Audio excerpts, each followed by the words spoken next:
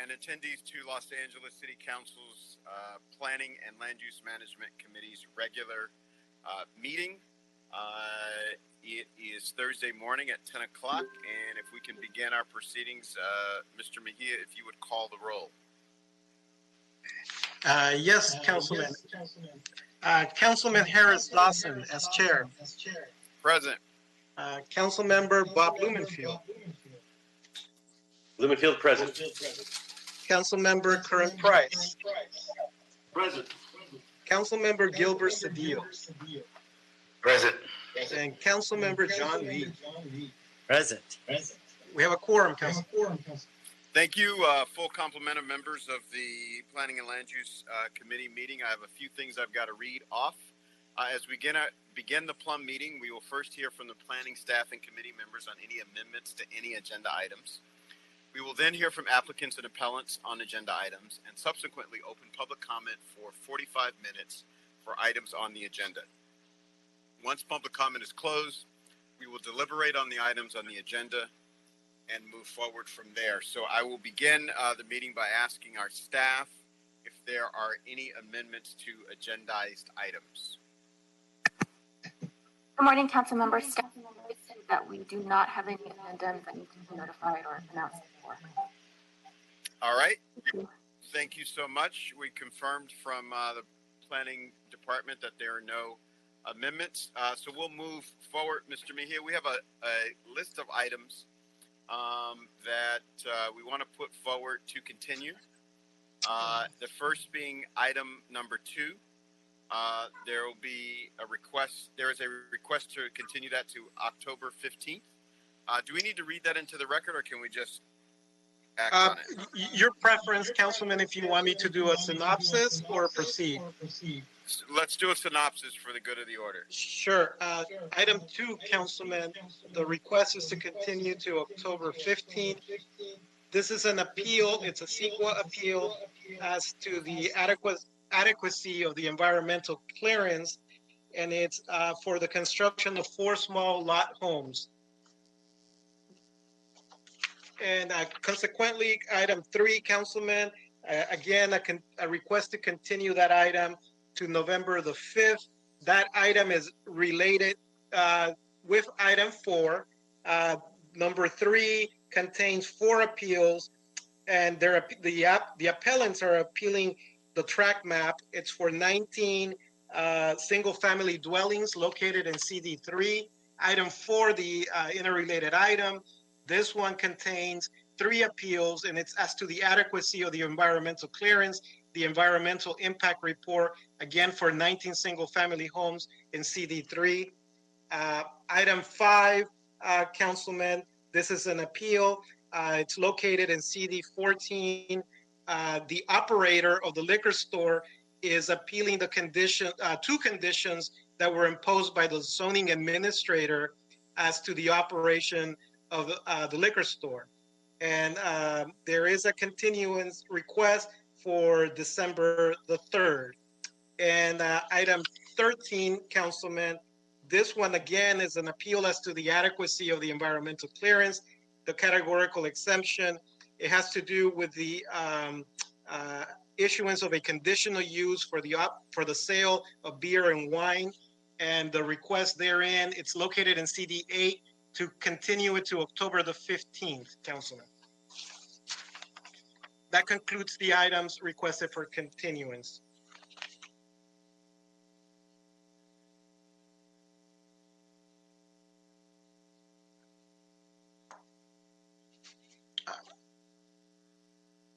Councilman, I believe you're muted.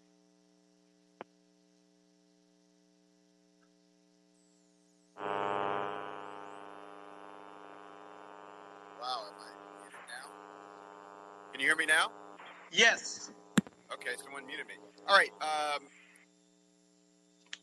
Those items are before us to continue to the dates specified. If there is no objection, that will be the order. Looking around my grid of members, I don't see any objections, only awkward silences, so I will accept that as consent. Thank you, Mr. Lee. We'll move to items numbers 6 and 7, Mr. Mejia. There's a recommendation from the chair that we receive those items on consent. Could you give a synopsis of those as well? Yes, Mr. Chair. Item 6 is a motion by Mr. Ryu Koretz. It's instructing the planning department to prepare a report relative to the issue of very high fire zones and the construction of properties therein, and to report back on that issue. And item number 7, again, to the planning department, requesting a report back as to the baseline mansionization issue and the baseline hillside ordinance and amendments therein, Councilman. Excellent. So without objection, we'll receive those items on consent. And that takes us to our applicants and appellants, and to be followed by public comment. Okay, Councilman, items 8 and 9, those are, I don't know if you want to consider those, Councilman. Those are receive and file items because the nominees have withdrawn consideration. Duly noted. Thank you for that update. Those items are received and filed. Very good. And that takes us to our public comments, beginning with applicants and appellants. Yes, Councilman, comment before they proceed. Appellants and or their representatives and applicants and or their representatives will be allowed to speak for a total of 2 minutes per side unless otherwise noted by the chairman of this committee. Got it. All right, so I will turn the floor over to staff to facilitate the testimony of applicants and appellants.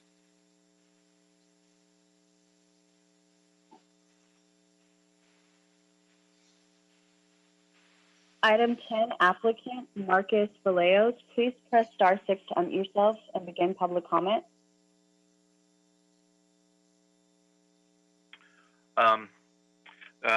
Good morning, Chair Harris Dawson and honorable council members. Marcos Vallejos with Park and Vallejos on behalf of the applicant. We are only here to answer any questions.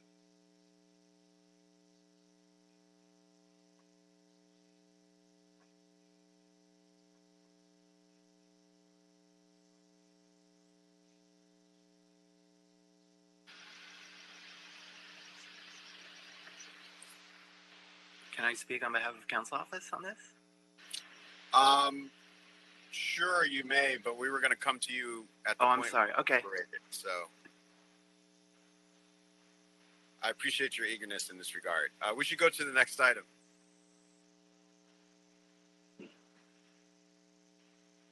Item 12, appellant Susan Hunter. Please press *6 to unmute yourself and begin public comment.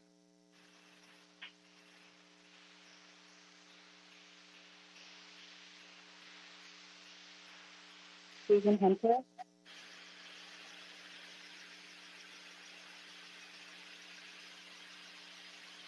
Please press *6 to unmute yourself.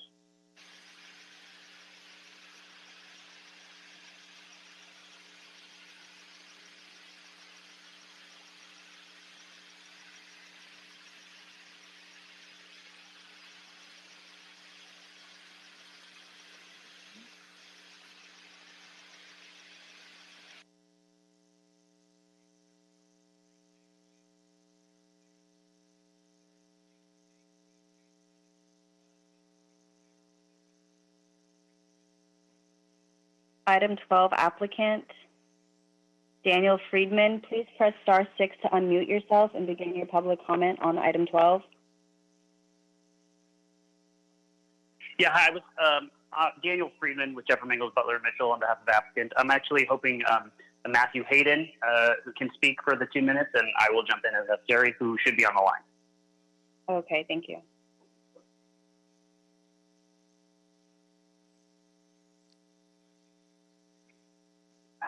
Matthew Hayden, please press *6 to unmute yourself.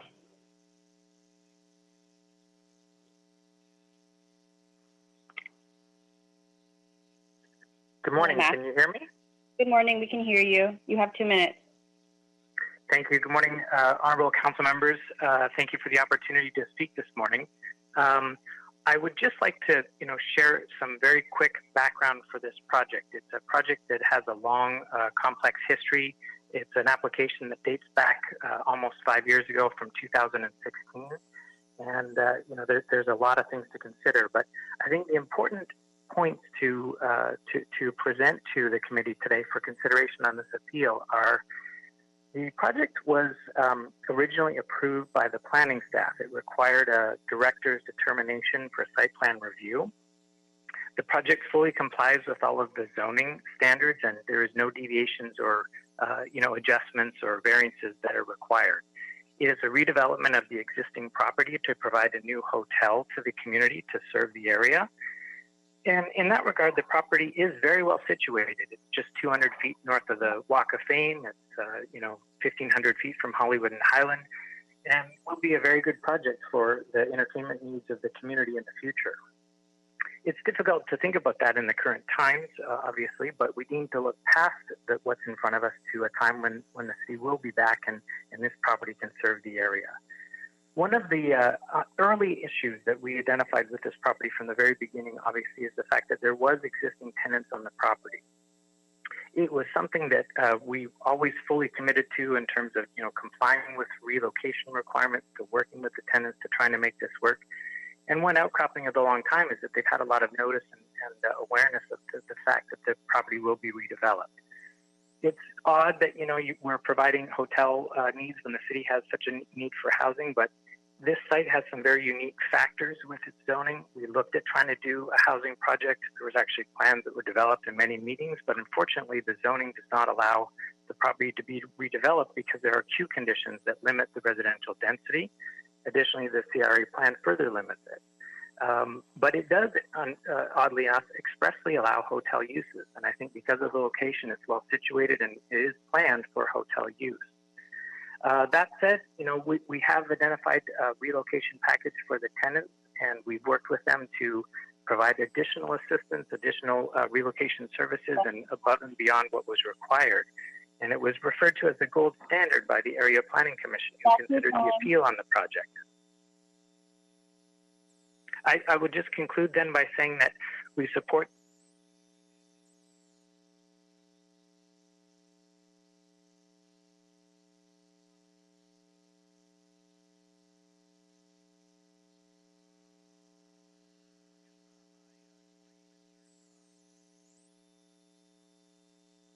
That concludes our public comment for applicants and appellants.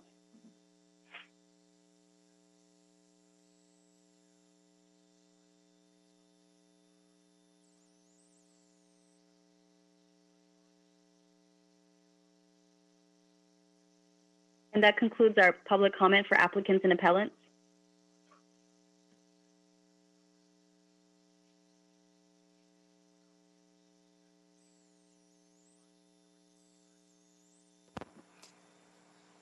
Mr. Chair, the applicant and appellant segment is completed, sir.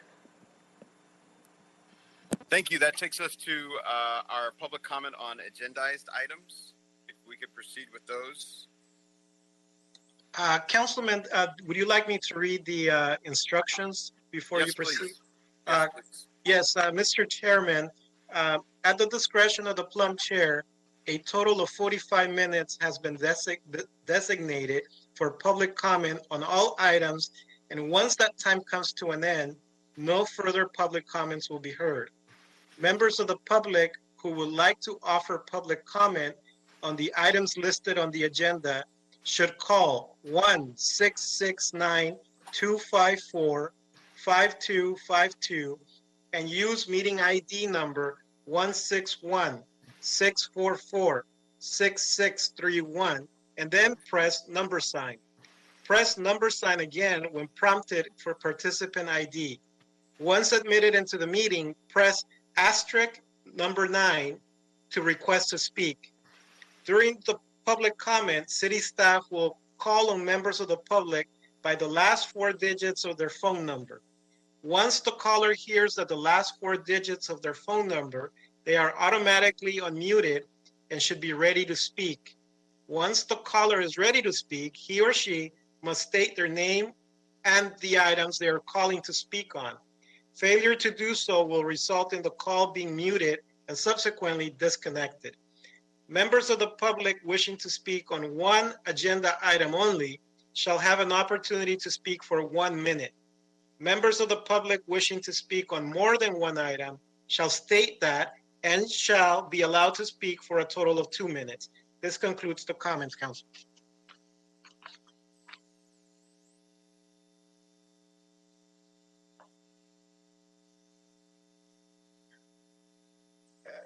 Mr. Chairman, I think you're muted.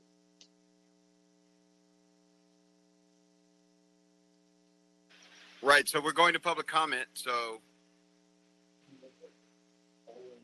Public comment is now open. After I call the last 4 digits of your phone number, please be prepared to speak. Please start by pressing *6 to unmute yourself after I state the last 4 digits of your number, and please state your name.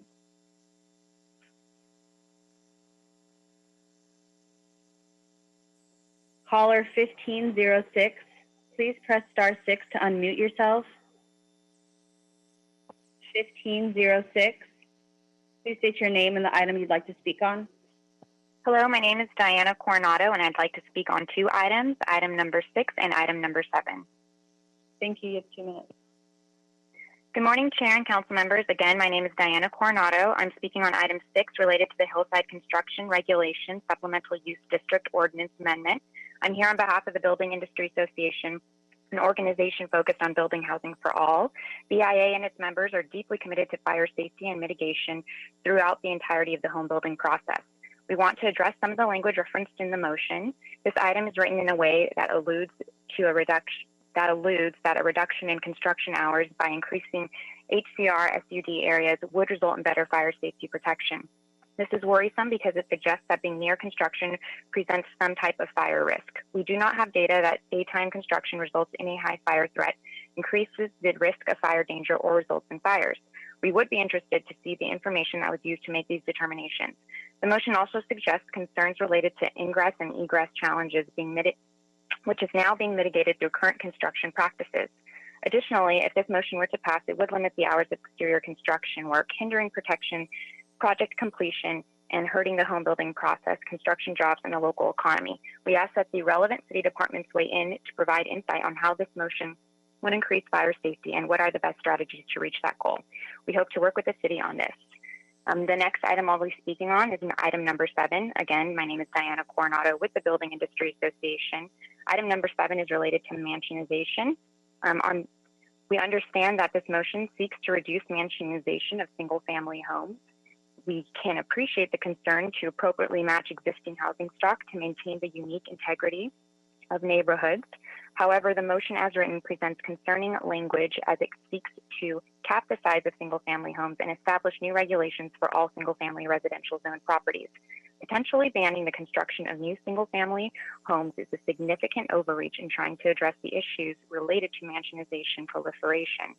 In the midst of a pandemic, the protection of housing opportunities for all income levels and home building is more necessary today than ever before. We ask that this language be narrowed to address the issues of mansionization without hurting the production of single-family housing. We need to increase housing production to provide housing opportunities for all Angelinos. Thank you for your time. That concludes my comments on items number 6 and items number 7.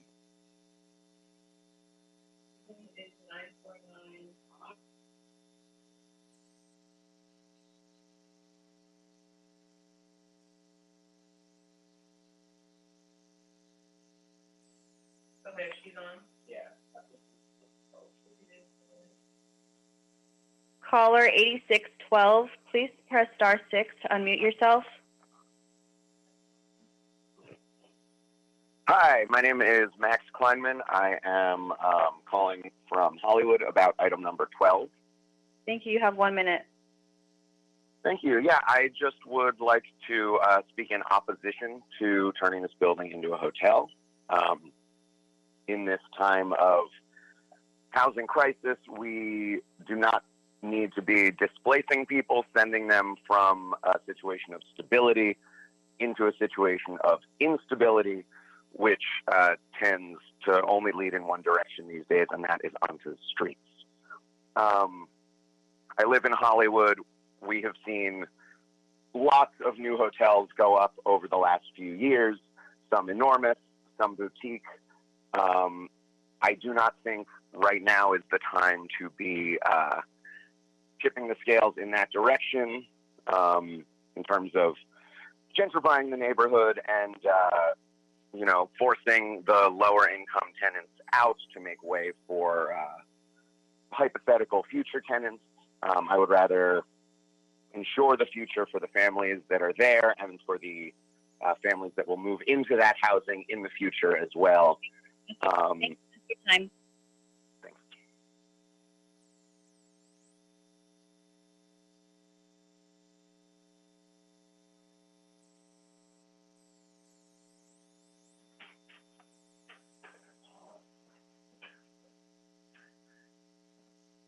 Susan Hunter, please press *6 to unmute yourself.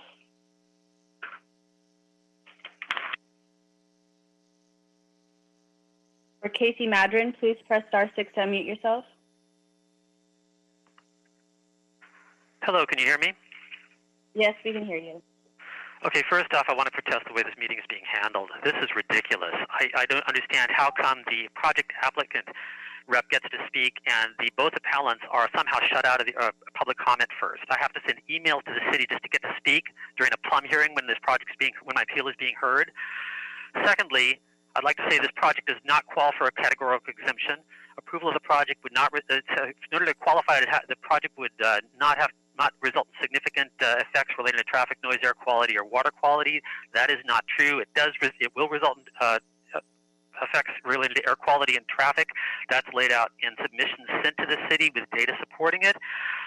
This site cannot adequately be served by public services.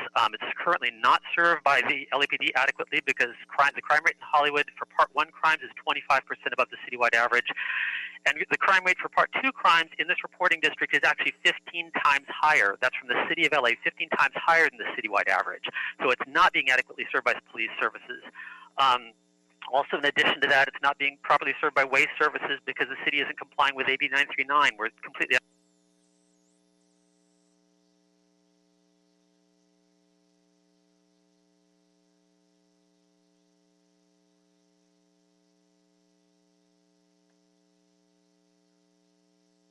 corresponding with the city attorney's office. Did we lose the appellant? Yes, we did. I'm going to just go to the next appellant for this item. We can hold his time if he's able to reconnect. Okay. Susan Hunter, please press *6 to unmute yourself.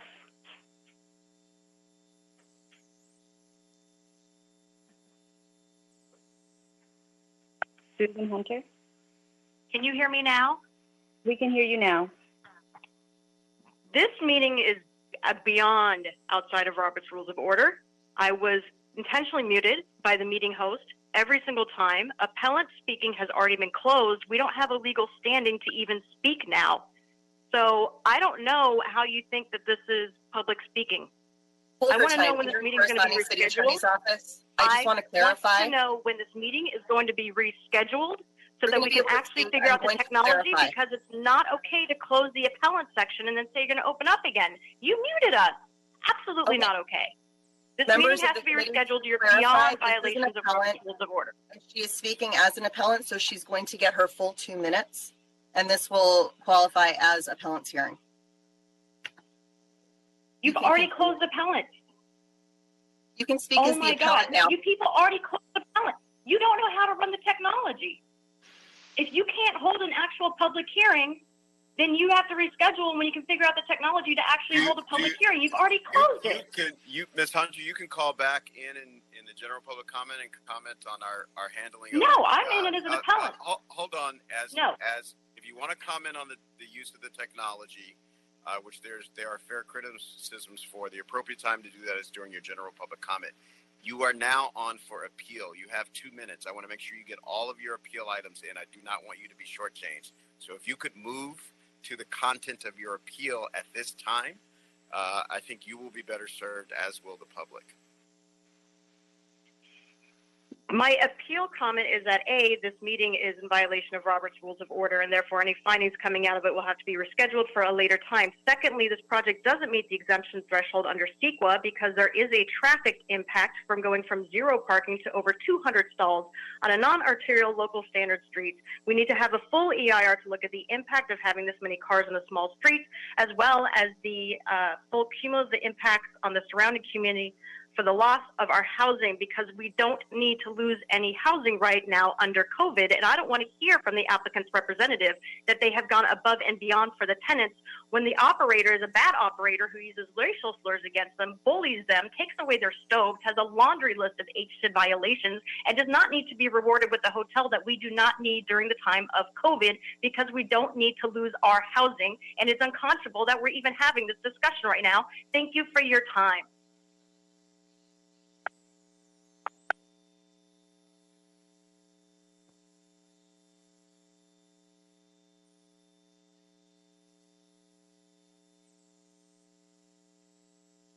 Caller 3892, please press star 6 to unmute yourself.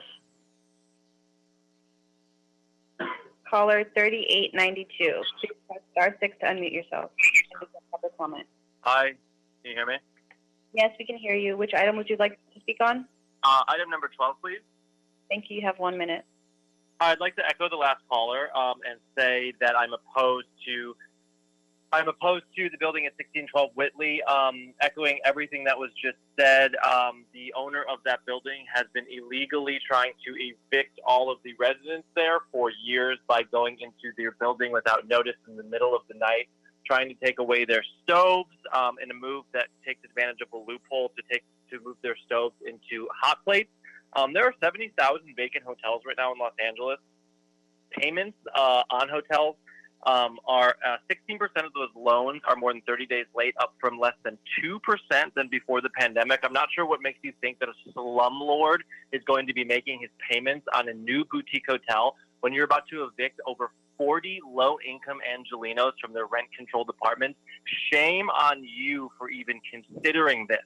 Right now, there is a housing crisis during a pandemic, and you are about to even attempt to build another hotel when there are 70,000 vacant hotels. We see what you are doing, and we will not allow this. This is a slumlord, and what makes you think that he is going to be able to keep a hotel in Hollywood when we do not need more hotels? These are human beings with families that have been forced to fight a slumlord for years. Do not allow this hotel to go through. Look to yourselves and do not allow this. Thank you.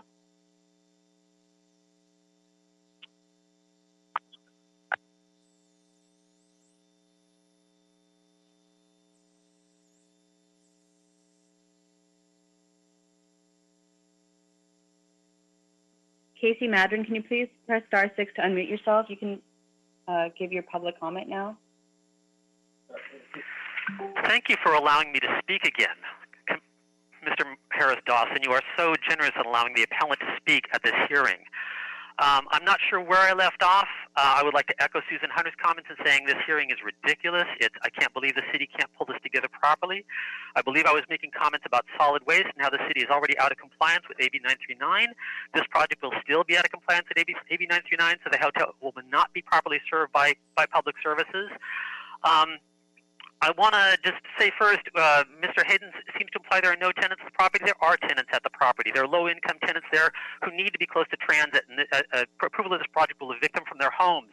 Also, the landlord has not complied with the requirements of the Ellis Act, as Mr. Hayden seems to imply.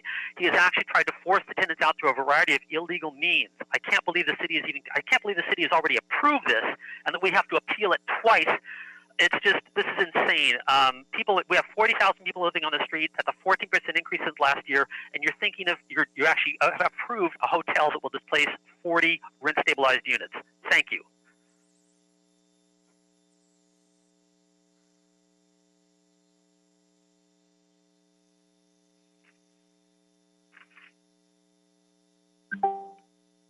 Matthew Hayden, can you please press star 6 to unmute yourself?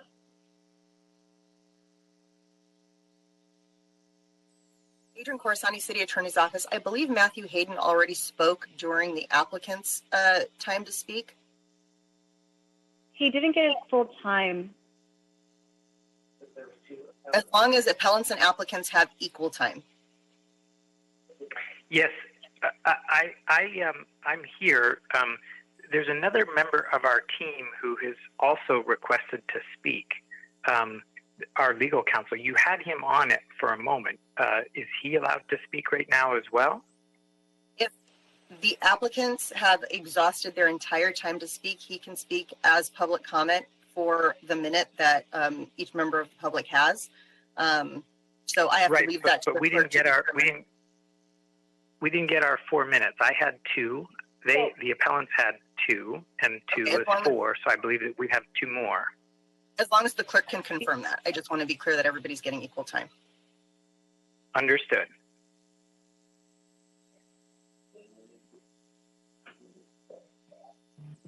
Do you need his last 4 numbers? No, I have it. I'm just asking him to unmute right now. Daniel, can you please press *6 to unmute yourself and begin your public comment? Hi, Daniel Friedman here. Can you hear me? Yes, we can hear you. Yeah, so I take it I got 2 minutes? You have 2 minutes. Okay, thank you all. Good morning, honorable council members. Good morning to staff, everyone. I just want to quickly respond to the statements from the appellants. First off, there has been no such conduct that was alleged. The tenants that are there are not being evicted. Our client is fully complying with all of the stay-at-home orders. And in fact, to be clear, while there are 40 units, they are not occupied by 40 tenants. There are less than 10 units that are occupied at this point. And our client is fully complying with stay-at-home orders to permit the client to stay through the period of the pandemic. The other thing I want to note is reiterate what Matthew said regarding our client's effort to work with the tenants. As he noted, at the Area Planning Commission, we explained the opportunity that our client was providing the tenants with respect to additional funds, in addition to the legally mandated amounts, and with additional time for moving, as well as additional resources should they want to find another place. This project is not new. The city has known about this. The public has known about this. The tenants have known about this project since 2016. This isn't a pandemic project, to be clear. So we understand the concerns. Our client is serious about providing the resources to the tenants to make it as easy as a move as possible. And when we presented this to the Area Planning Commission, they described the project and applicant's effort as, quote, the gold standard in terms of working with tenants. And so that's why we're very proud about the project, proud about their effort to work with the tenants. These claims of removing stoves, these were HCD orders, which were really primarily related to lots of very technical readings of the code that were based on allegations of violations, which were fully resolved. There are no HCD violations for this site, and that's easily viewable on the HCD website. So our client has made a strong effort, and we hope you reject the appeal. Thank you, council members. Thank you. That's your time.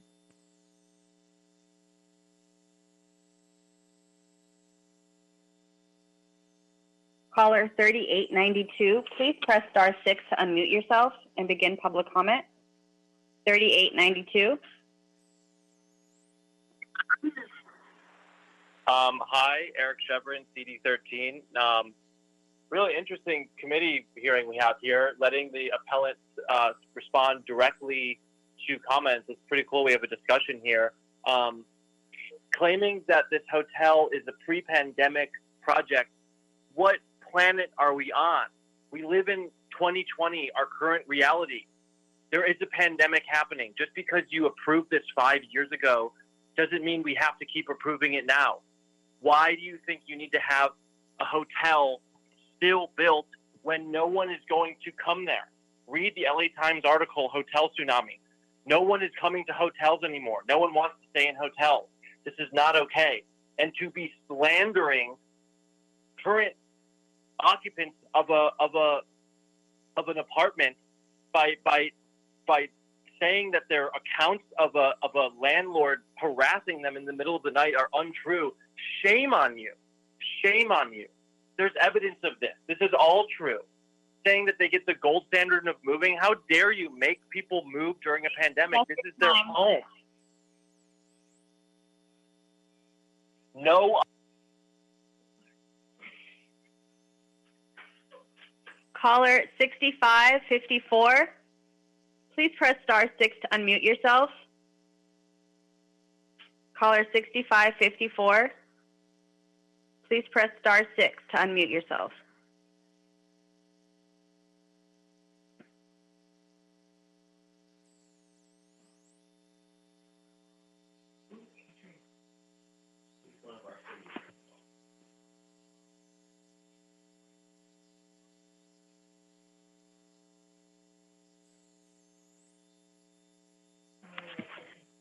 Caller 3993, please press star 6 to unmute yourself.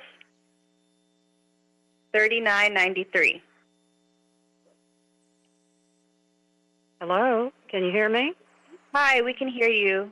Please state Yes. the item you'd like to speak on. Good morning, council members. I'd like to speak on the hillside construction regulation ordinance. And my name is Kathleen McCoy. My husband and I have lived for 48 years on Beaumont Drive, and we are enormously enthusiastic and grateful to be able to support Councilman Reuse including us in the hillside construction ordinance. That's it for me.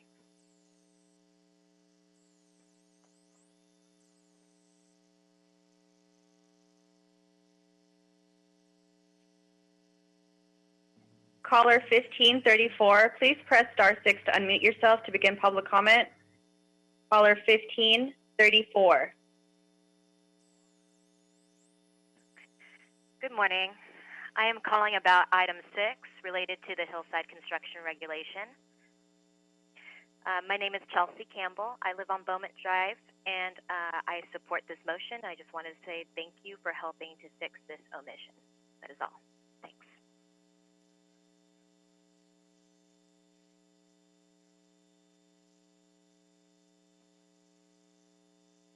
Caller 6575, please press star 6 to unmute yourself. Hello, my name is Jim Saltar. I'm also calling about item number 6 on the agenda, the hillside construction regulation ordinance, and opening up for including the overlooked area in the Beaumont Hazen Coldwater Canyon area. And it's led to our area, this little enclave, being targeted by developers for the last, I think, 10 years at least. And our streets are narrow. There is a fire hazard in this area, and the congestion and the noise and the breaking of the rules is really out of hand. So we strongly support this motion, and I thank you very much for your time.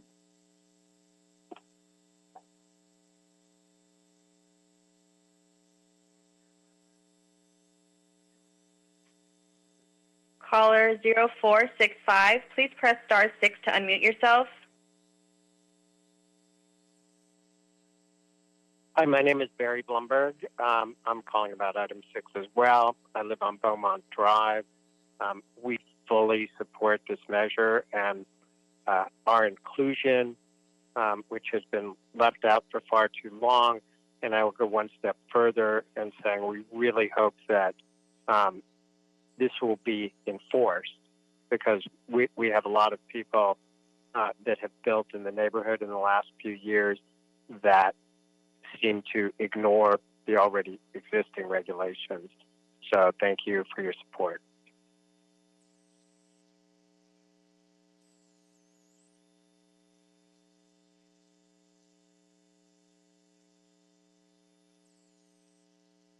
Caller 6122, please press star 6 to unmute yourself.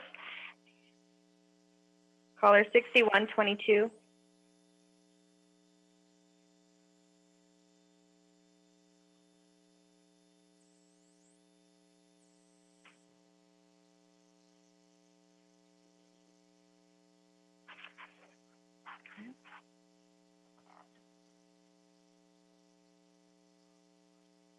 Caller 4430, please press star 6 to unmute yourself.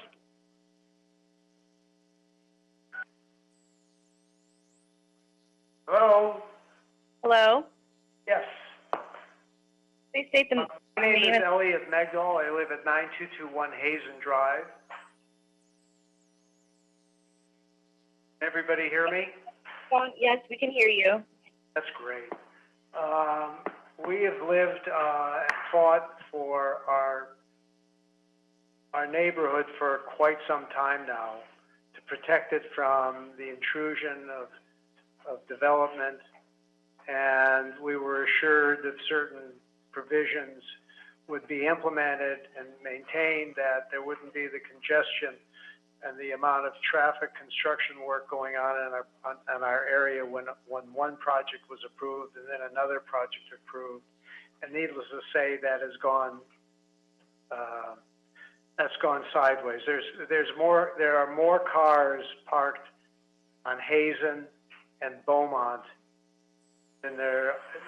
It's a life safety issue. It's a life safety issue. It's a fire issue. It's a fire issue. It's a catastrophe waiting to happen, and nobody hears our pleas. And I support anything they can do to implement restrictions that would require that the cars, as we had originally had this development, that they would be. That's your time, sir.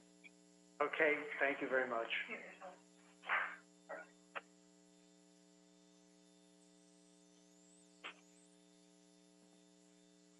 Caller 4430.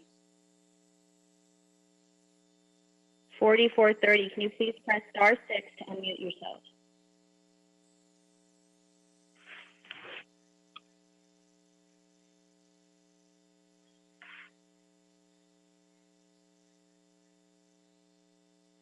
Caller 8990. No.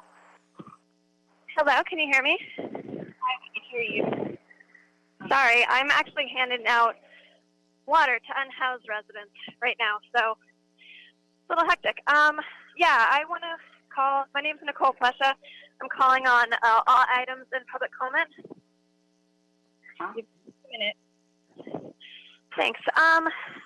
I want to echo what everybody else has been saying in opposition of this. It is different times that we're living in. So whenever this was approved, it wasn't ethical then. It's even less ethical now. So we need to take current circumstances into consideration. Also, I just handed somebody a bottle of water, and he said, please, what we really need is housing. And I said, I know, I'm working on it right now. So we don't need to hand out bottles of water. We need to institute housing, not only for the people that are in there. I know there's 10 tenants left or whatever the applicant said, but there were 40 people that were displaced, 40 residences that were displaced. So we need to take that into consideration. I urge you to vote against this. I got more water to hand out, so that's all I have to say. Thank you.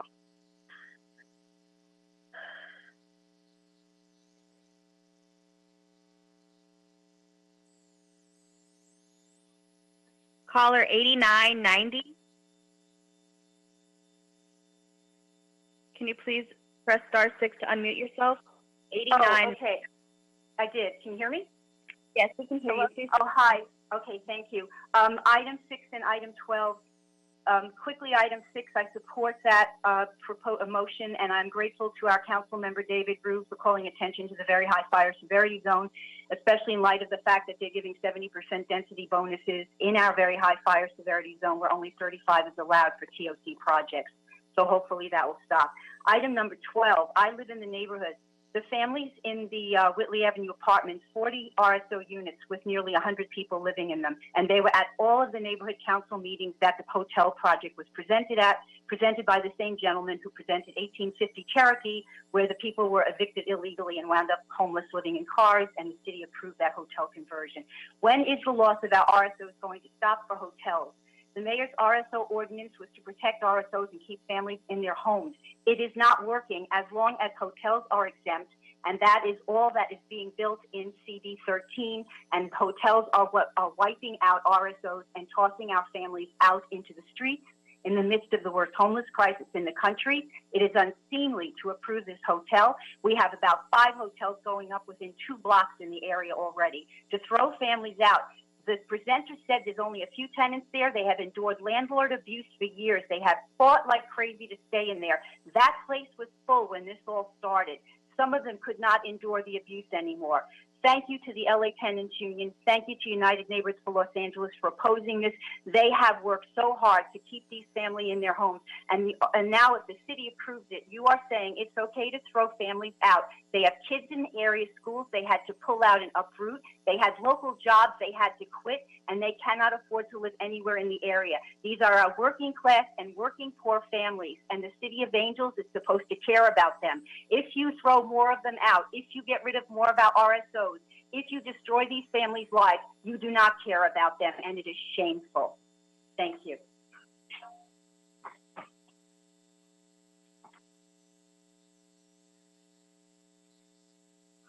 Caller 4589.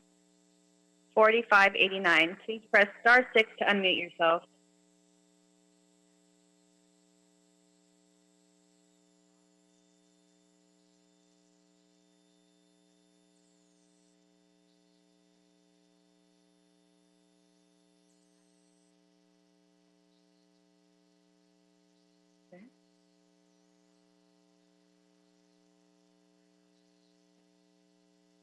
Caller 5499. 5499. Can you please press star 6 to unmute yourself? Hello, can you hear me? Hi, we can hear you. Can you please state your name and the items you'd like to speak on? Yeah, I'd like to speak on item 6. My name is John Waybill. My wife Elizabeth and I have lived on Beaumont Drive for 7 or 8 years. Beaumont Drive is a 1-lane road. There's parking on the west side, so going up or going down the hill, you have to pull over and make way for somebody else going up or down. The hillside ordinance, we've been trying for years to be added to the protection of Councilman Ryu's hillside construction regulation ordinance. I think letting this development go through is going to make it even more crowded, make it more dangerous. Like previous speakers have said, if it's a fire hazard, we support the ordinance, and we really hope you will consider this and consider all the factors involved here. Thank you very much.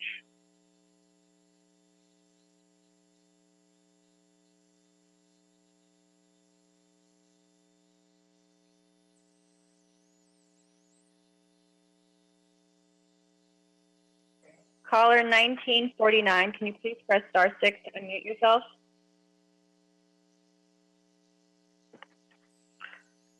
Hello, my name is Stephen Jarmus, and I live on Hazen Drive, and I'd like to speak in support of Councilman Ryu's motion to include this neighborhood in the hillside construction regulation.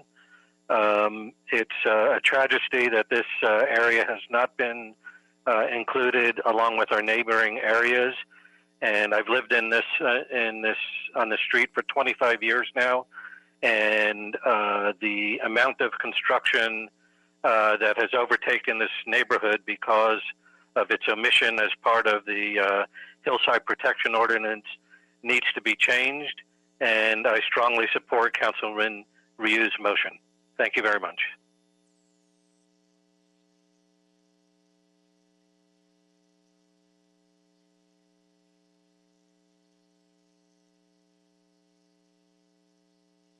Caller 8978. Can you please press star 6 to unmute yourself? 8976. Hello, good morning. Hi, good morning. Hi, my name is Anthony Manzano. I'm speaking on the item on the agenda for El Sereno Liquor Store. I'm the former president of LA 32 Neighborhood Council, in which this issue has come to the board several times in the past. Our local land use committee at that time had a few conditions, and the applicant had already met those conditions and submitted them to the planning for where you guys are planning and land use management. They would include painting the exterior, adding additional lights, adding security, and updating the facade of the building, and as well as removing at one time what used to be a recycling center. So the recycling center has been removed for several years now, and I've noticed that in the recent times or recent couple months, there is no longer a need to have security on site. There's really not much danger. That I know the applicant has also installed surveillance cameras as well. So we'd like to ask that his, file be moved forward or progressed and approved. And there's really no objection in the community, nor with the current neighborhood council board as well. Thank you very much.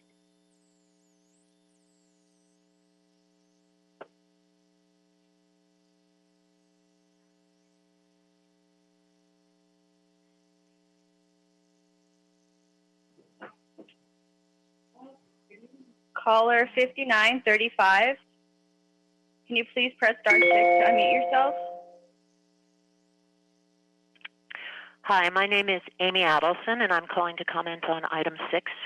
Thank you to the honorable council members for reviewing this motion. I live on Beaumont Drive, and I'm a member of the Beaumont-Hazen Neighborhood Association, and we live in a small hillside area with substandard roads off of Coldwater Canyon. For years, we've been excluded from the protections of the HCR. Our area has even been called the donut hole because we don't have the same protections as adjacent areas on all sides of us. And this hasn't been lost on developers and realtors. The net result is that we have a target on our back. We haven't just been overlooked, we've been endangered by this exclusion. Please fix this omission by including us in the HCR. We're very grateful to Council Member David Rue for introducing this motion and to the Council for reviewing it. Thank you again. That's it.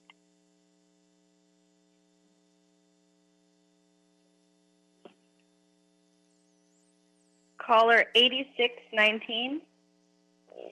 8619, can you please press star 6 to unmute yourself? Good morning. My name is Carol Citroni. I'm going to speak on agenda item 12. Thank you. You have 1 minute. Thank you. Our latest homeless count grew to more than 66,000 last year, about 13% more than last year. In July, UCLA published a strategy for homeless housing through eminent domain to acquire old hotels. The report says that LA is on the cusp of a surge in evictions and homelessness. That's a direct quote from the report. With 365,000 families at risk of eviction once emergency measures are lifted. The crisis is exacerbated by the rapid loss of RSO housing, largely through demolition, like this one proposed for Whitley Avenue. Adding inadequate bridge housing on one hand, while compounding the problem on the other, is counterproductive, counterintuitive, and really a bit insane. This is not even a housing project. This is disgraceful to allow demolition of these 40 units to make way for a hotel. It speaks to the inequity tilted in favor of the developers at the expense of our housing stability, our environment, and our quality of life. We urge you to oppose this project and uphold the appeal. There are working class humans that live there. Please uphold.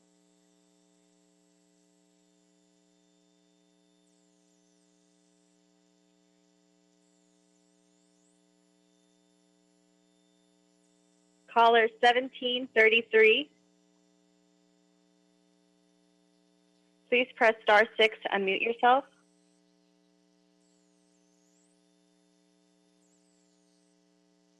Caller 1733.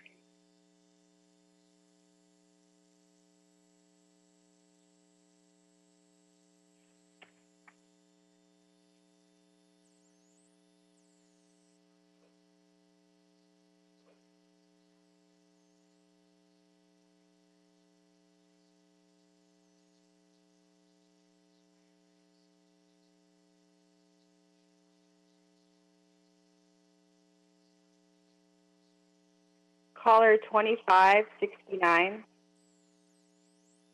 2569. Please press star 6 to unmute yourself.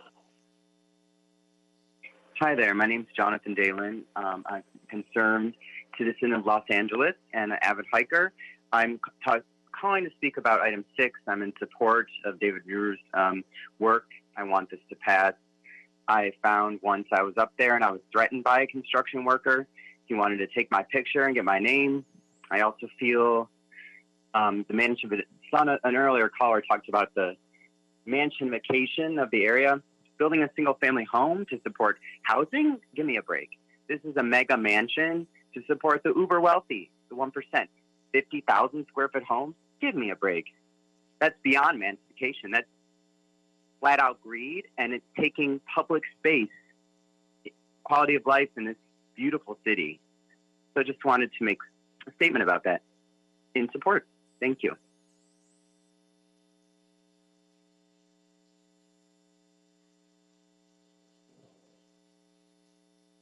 Caller 5998.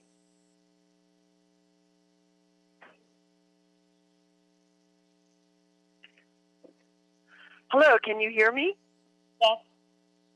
This is Jean Frost from the Neighborhood Council speaking on item 13. I have a point of order. When was the appellant called for item 13? I did not hear that interchange. Did something occur that I did not hear? Ma'am, this is just for public comment. Your time is still running. Yes, yes, Ms. Frost, that item got continued to October 13th.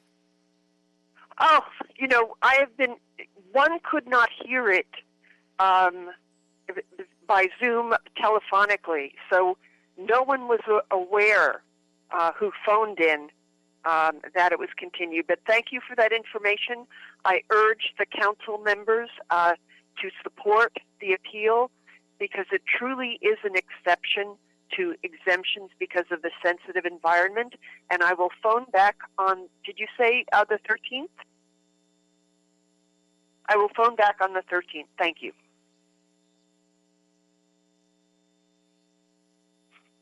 For the record, it's the 14th, Ms. Frost. Caller 6862, please.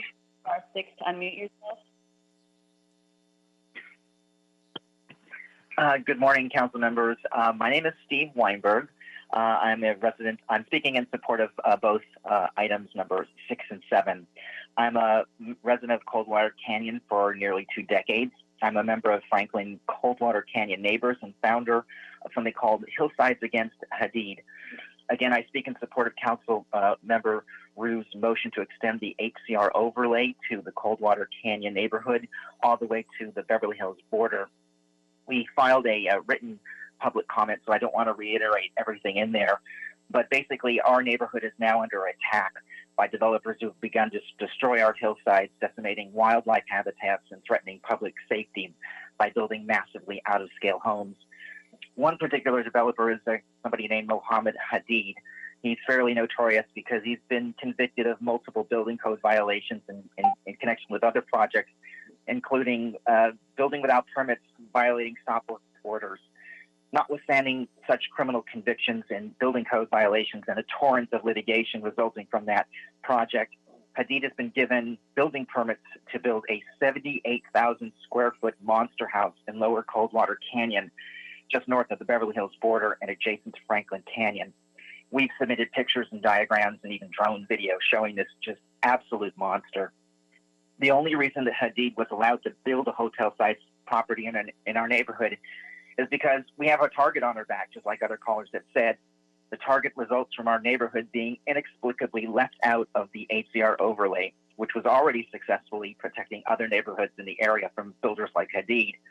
There is no meaningful reason why we were not included in the HCR overlay, and all we are asking for, and all Councilman Rue's motion is really suggesting, is that we be included in it.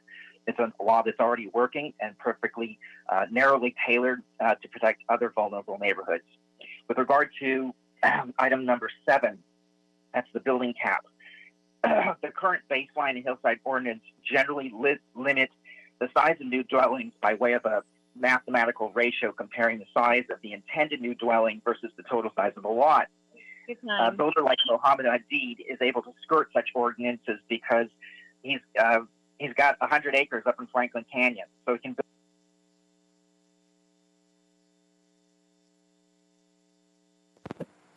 Mr. Chair, just a point of clarification. The next Plum meeting is on October 15th, not the 14th. Thank you. Thank you. Caller 4589. 4589. Please press star 6 to unmute yourself.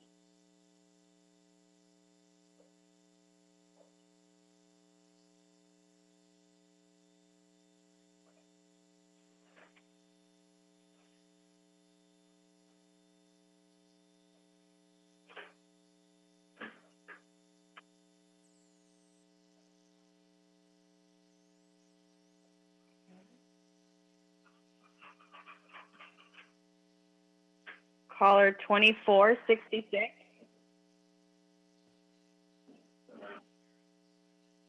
Hi, thank you. This is Peter Fletcher. Two things. One, on items 3 and 4, I want to confirm with staff that was continued to November 5th. And I would like to respectfully ask the council members to uphold the appeals for these 19 33-foot homes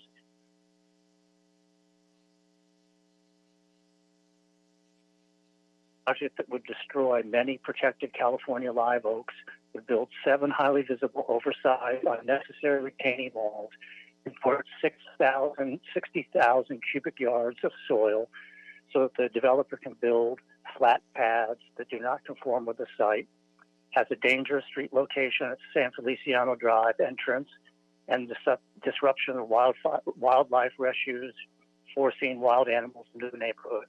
And there has been no prior review by the Mulholland Design Review Board. I ask you to respectfully uphold the appeals and stop this project. Thank you.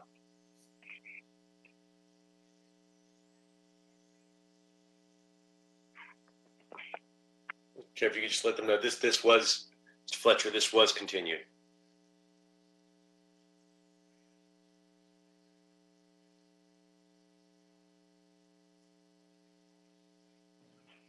Caller 5253. Please press star 6 to unmute yourself. Hi, my name is Mark Cully. I'm calling from Plano Ray, and I'm calling to support item number 7, specifically the baseline nationalization ordinance amendment. There's a problem along some of the coastal areas, San Pedro, Plano Ray, Venice, Pacific Palisades, which for some reason were omitted from the baseline nationalization ordinance written years ago. And we, as others have said, have a large target on our backs where house flippers, speculators, developers, however you want to characterize them, are coming into the neighborhood and buying up lots and reverse engineering, basically coming in instead of building something based on need for a family or occupants, they're determining what they can get away with by pushing the limits of the ordinances. And it seems that they were generously written, assuming that people would use common sense to build their homes and maybe even try to fit into the neighborhood. But we're being bombarded by overbuilt homes, and it's really a problem. So I support the motion.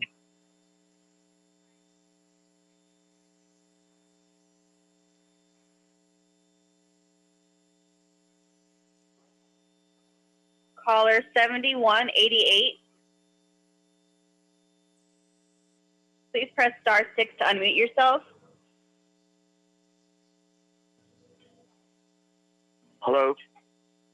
Hi, we can hear you. Please press star 6. I'm sorry. Please state your name and the item you'd like to speak on. Yes, my name is Paris Bakta. I'd like to speak on item number 13. Thank you. You have 1 minute. Okay. I am Paris Bakta, the managing partner of the building. I've been a part of the community for 16 years, and I operate 54 properties in the area. Our management company team has been trained on the conditional use permit that has been issued. We have it in our standard operating protocol to go over the CUP protocol items every other month with the operator that takes the space. We have first responders and senior citizen discount programs in place, as well as any operator that goes into the space. Our building's residents have been waiting for an operator to run this space for 16 months now. They keep asking us, when is our restaurant coming?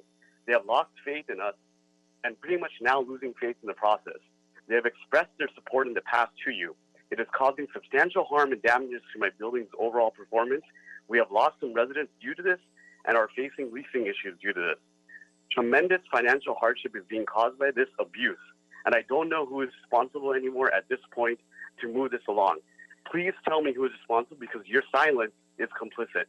Please stop playing political games with my small business.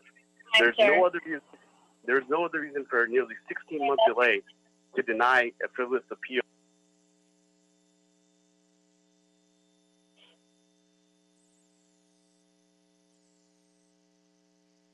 Caller 1952. Please press *6 to unmute yourself. Hello, my name is Paige Smith. I wish to speak on items number 6 and 7. You have 2 minutes, ma'am. Thank you. I want to call in support of Councilmember Rue's motion. I've been hiking Franklin Canyon for the past 5 years as a resident of Beverly Hills. And to hear that our community's beloved trail is going away due to Hadid's construction absolutely broke my heart. During a time when our city is shut down, gyms and indoor activities are closed, the community needs this trail as an outlet to exercise and be in nature now more than ever. I would also like to note that on my hike this morning on the trail, I was harassed by a construction worker as I was running down the hill, minding my own business. He flagged me down and yelled at me that I was not allowed to photo the construction site, which I was not doing. I don't think this harassment on the community is okay, and thank you for your time.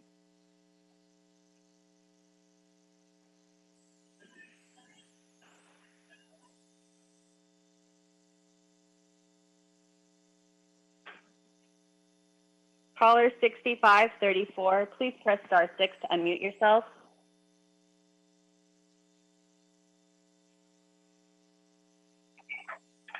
Yes, good morning.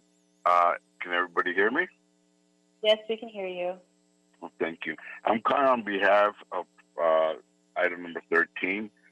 I have a restaurant close by to that location. I was planning on expanding with the new concept, but due to the unclarified and unknown status of the beer and wine license, I had to rescind my offer to the landlord. You know, it's difficult in this area to have a restaurant without beer and wine in regular times, let alone under these pandemic circumstances, and who knows what's going to happen in the future. So, again, without a beer and wine license, a restaurant is going to have very difficult time to succeed. I've been in the restaurant business for 26 years, and again, I really believe, I'm not in the running for the location anymore, but for the area to continue to grow and to expand, we need all restaurants to have a beer and wine license, at least. Thank you very much.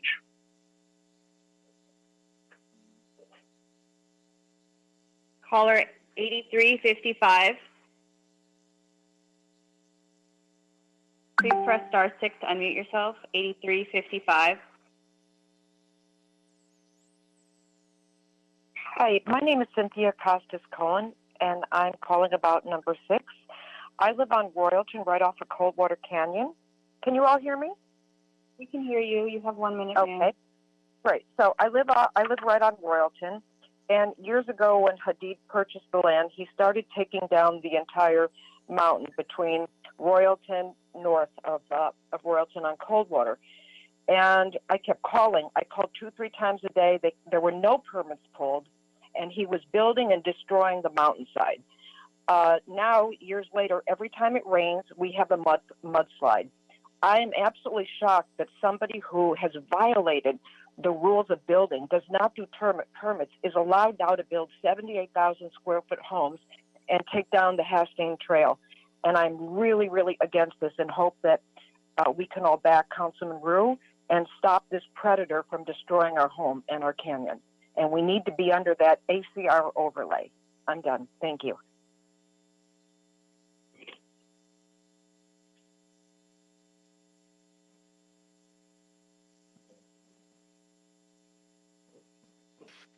Caller 3310. Caller 3310, can you please press star 6? Yes, hello. This is Chris Tresp, commenting on number 6. You can hear me? Yes, we can hear you. You have 1 Great, minute. thank you. Great, thank you. I just wanted to comment in support of Councilman Rue's extending the hillside ordinance to Coldwater Canyon. I've been a nearby resident and visitor of Franklin Canyon Park for over 12 years now, and I'm just completely disgusted that we could let a developer like this, who's known to disregard building code, to come in and really destroy what should be considered, a nature preserve in the middle of our city. So, thank you, Councilman Rue, and I hope we can push this forward.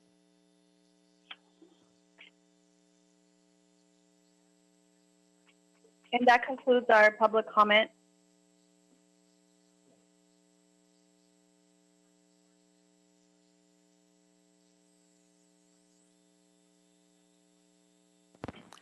Mr. Chair, I believe that concludes public comment, sir. All right, thank you. That concludes our public comment. Thank you to the staff and everybody who called in, the clerk's office, and the entire team that pulled off that feat. The city attorney as well for keeping us on task and in compliance with the various laws and regulations. We have public comment for the record from a few council offices. So I'll begin with Council District number 14. I believe we have a representative from Council District 14 to make comments on agendized items. Excuse me, I wanted to ask if item number 10 has been continued. I haven't heard anything from the applicant, and the public comment section is closed, but So we're the public comment is closed, and it sounds like you're commenting from the public. Well, I'm asking whether item number 10 has been continued. So we're hearing from item number 14 right now. We'll try to get you an answer offline. Thank you.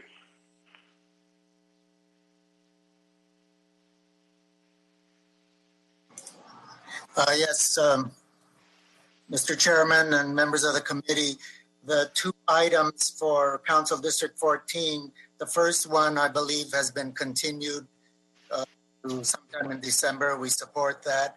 And the second one, which is item 11, we support the decision of the Building and Safety Commission. Thank you. All right, I believe we have Council District 11.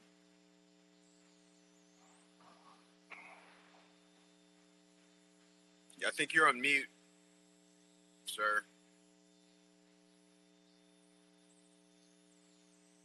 All right, our tech team, Lynn, you're talking, but there's no sound coming out. So let's do this. Let's try to get Lynn figured out. In the meantime, we'll go to Matt in Council District 13. Oh, it's Greg? Oh, sorry, Mr. Bullock in CD 13. Good morning. My name is Craig Bullock, and I'm with Councilmember Mitch O'Farrell's office. I am not here today to convey the councilmember's support for this project. The loss of RSO units is unfortunate, particularly during this time. The matter before us, however, is whether or not it is to approve the loss of these units or even a hotel. The matter before us is the CEQA appeal and whether or not the project qualifies for the Class 32 categorical exemption. The project has already been approved by the Los Angeles Area Central Area Planning Commission. They also denied the appeal. We believe that the denial of the appeal by the Area Planning Commission was appropriate. The Q of the site zoning permits the use of the hotel, and the appeal lacks merit as detailed in the City Department of Planning staff report and response. Hotel uses in residentially zoned properties is a concern for the council member, and I have been working with the Department of City Planning staff to stop hotel uses in residentially zoned properties and the updated community plan. Thank you for your consideration. All right. Thank you, Mr. Bullock. My apologies again. All right, how about Council District 11? We got sound on you?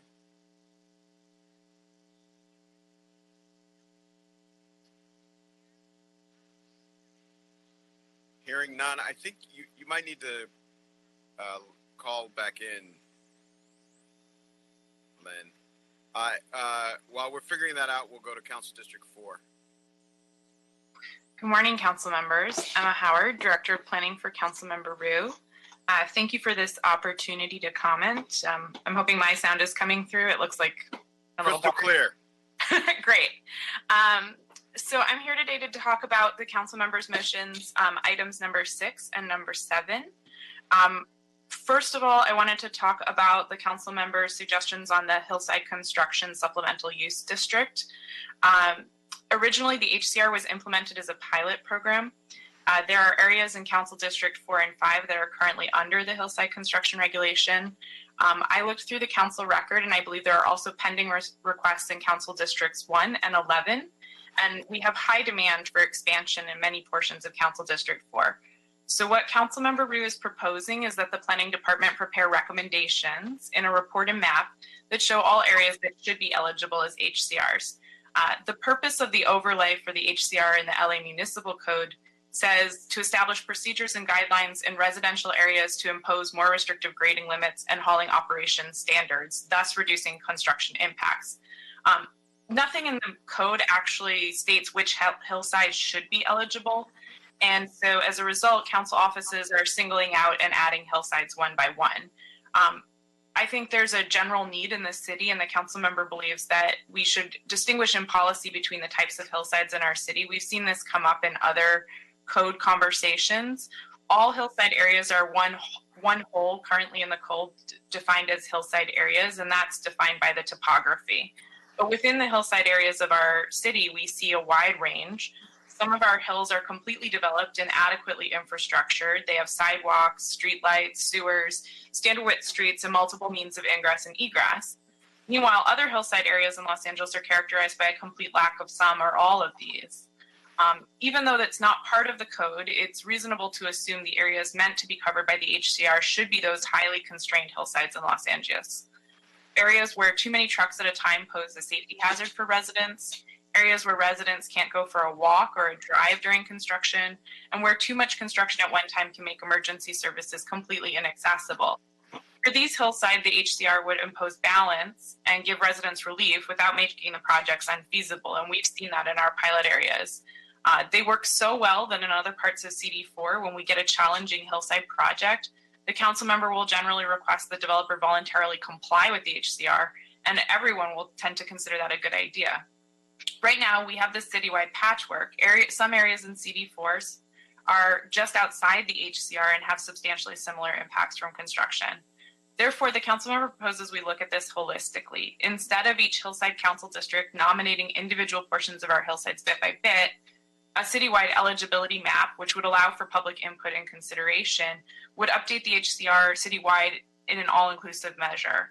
The council member also believes this would be cost-effective and give equitable access across communities, which also gives us a baseline map of the hillsides that are constrained as we look to additional future fire safety measures. The Hollywood Community Plan Update Team has indicated they would be able to add the HCR overlay in the hillside areas of the Hollywood Community Plan and stay true to their hillside policies recommended in that update, and that won't impact their hearing timeframe. So this motion also formalizes the council members' request that they do that, and I thank you for your consideration. We'd love to establish a speedy timeline, at least for the preparation of that initial draft map and report, so we can get started quickly. The second piece, I will talk to item 7. Item 7 before you today, and I know we didn't get a lot of call-ins on this, but I did want to highlight some important aspects of this motion. It's the council members' proposal to further update the baseline mansionization and hillside ordinances to solve some housing issues that are currently unaddressed. The baseline mansionization ordinance and baseline hillside ordinance are intended to ensure that single-family homes don't max out single-family lots by creating a total lot coverage and maximums per zone. What we have found in our district, and I think has happened in other districts across the city, is that it doesn't apply those standards to single-family homes that are new in multifamily zones. As a result, the city has lost duplexes to new single-family residences, where those new single-family residences in the multifamily zones become really McMansions, which was intended to be prevented in the ordinance. Across the city, there are multifamily zones that have these mixtures of existing single-family residence and low-density multifamily. Therefore, a ban outright on preventing new single-family residences entirely in multifamily zones could be an overreach, but the BMO ordinance should be amended to cover all single-family homes in all zones, so as to prevent a McMansion bonus in multifamily zones that might make it attractive for single-family residences to go after duplexes. There's a similar issue where two perfectly good houses next to each other are torn down and the lot is joined to gain enough space to build a new mansion. This practice is wasteful and should also be stopped. Provisions can be made to allow substandard size lots to be added to regular lots, but no new unit of new housing should be a net loss or a draw on the city's overall supply. And occasionally the housing issues of housing supply are presented as single family competing with multifamily. The issues before you today could be framed in such a way. However, the council member believes the true issue is the competition of new luxury housing against sites with existing housing stocks and new moderate housing units. We're losing modest, older, affordable housing for bigger boxes. Luxury housing is over-permitted in Los Angeles, and when it's made possible for an older unit to be transformed into a luxury unit, the development process does find a way to accomplish that, as it is doing now with low-density multifamily zones. To that end, Councilmember Ryu is also requesting that, along with the proposed amendments to the BHO and BMO, that the Department of City Planning establish a recommended citywide maximum cap on the square footage of habitable space per new single-family home in the city. Nationally, new house sizes are inflating. Historically, Los Angeles single-family homes are comparatively modest in the U.S. Despite Los Angeles' reputation for sprawl, the LA Metropolitan Statistical Area is the second most dense area in the U.S. after New York City, and single-family housing median sizes from before 2016 were around 12,000 to 14,000 square feet. 1,200 to 1,400 square feet. My apologies, very important note, growing to about 1,800 square feet in the last few years. In the Hillside Construction Regulation Supplemental Use District, a home must be over 17,500 square feet of residential floor area to trigger a size-based discretionary review. The BHO and BMO also allow larger houses on larger lots and give additional square footage bonuses for some design measures. The council member believes that these incentives should cap out with a fair maximum overall, so that it's no longer permissible in the city to build a single house which is 10 times larger than the current median. Such a cap will not decimate the high-end market, nor would it prevent large families from living together, as additional residential square footage could still be added with accessory dwelling units, junior ADUs, and tiny movable homes. There will still be a substantial supply of existing large homes inside the city and in our neighboring cities as well. The council member fully anticipates that's an evolving conversation, and when the report returns, it will be subject to robust debate, but he thanks you for your consideration. Thanks. All right, I think I see our representative Council District 11 in a nice blue municipal t-shirt. You're on. Good morning, council members. Len Wynn, planning deputy for council member Mike Bonin, speaking on item 10. The project before you is the culmination of 3 years of extensive outreach with the Saltar Japantown community. The center's modernization will provide much needed community benefits. The council member wanted to thank the applicant for their partnership with the community, and as such, the council member joins the West LA Saltar Neighborhood Council in support of the project. Thank you.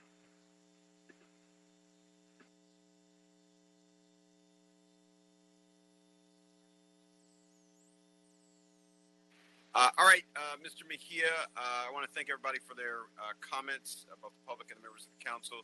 Mr. Mejia, that takes us to item number 10 for consideration. Yes, councilmen and committee members. Item 10 is a city attorney prepare ordinance as to a development agreement between the city and Westside Campus owner.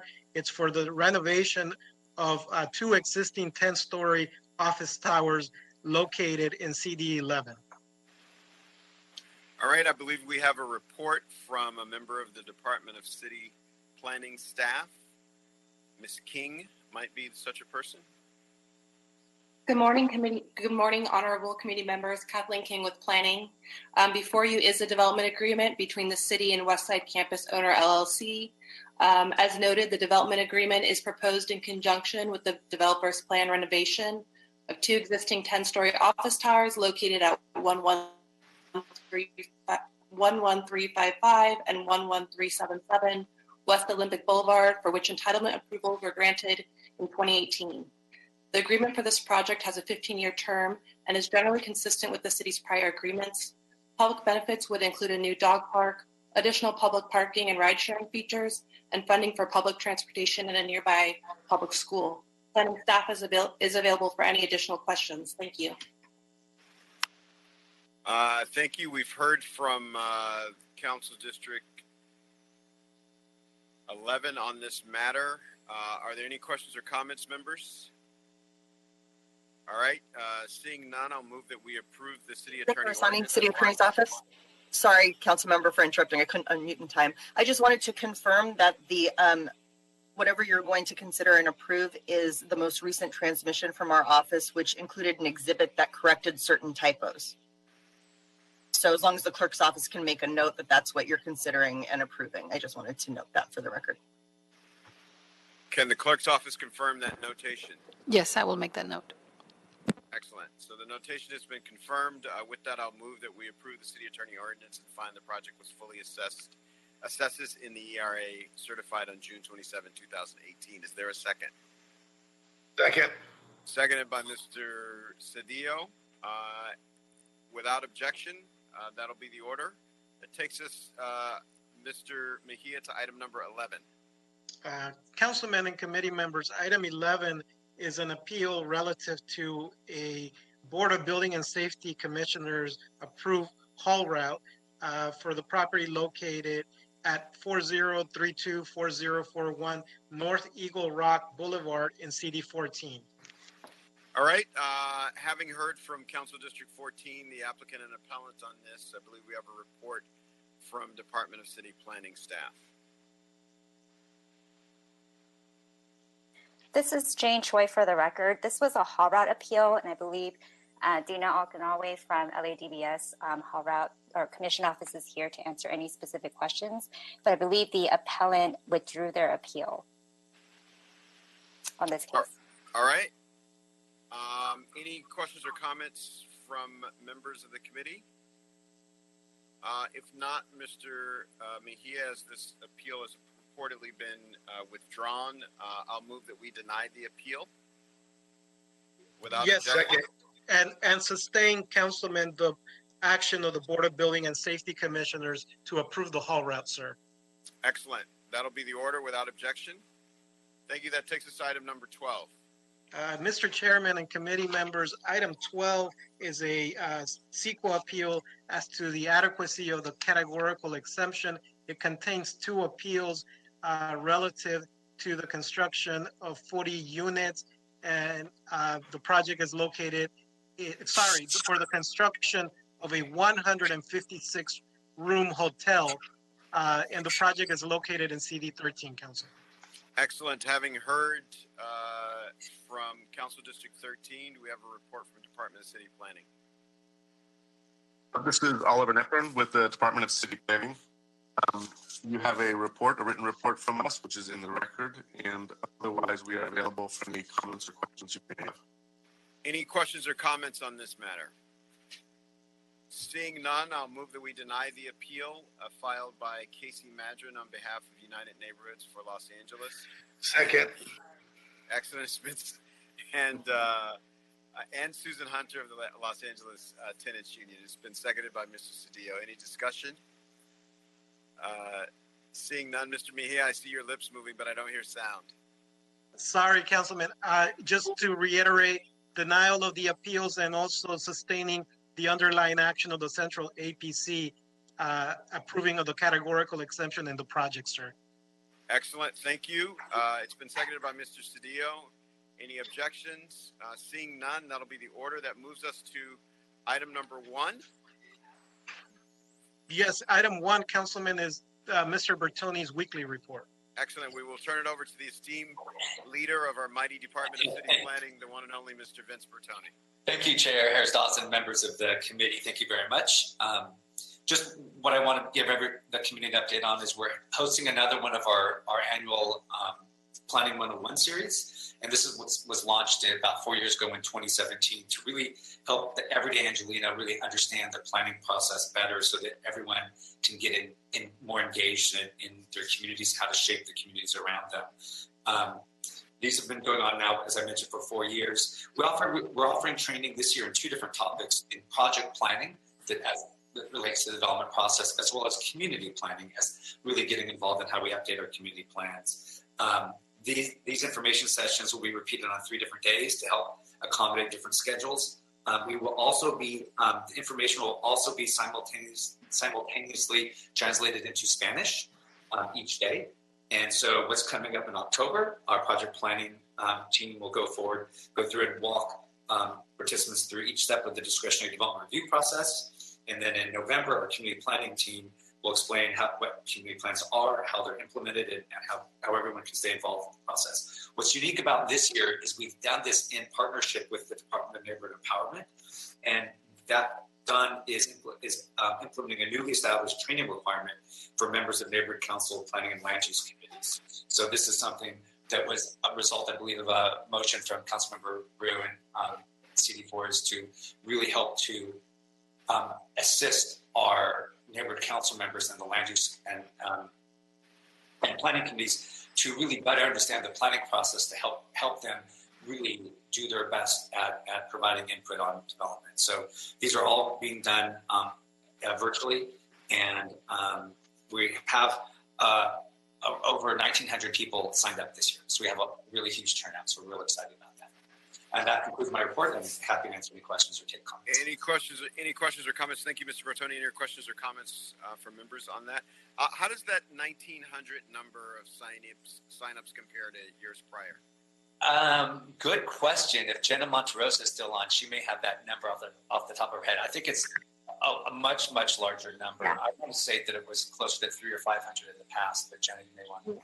Yeah, sure. I'm on the line. This is Jenna Monterosa from Planning. We've actually had 1,500 collectively with years prior.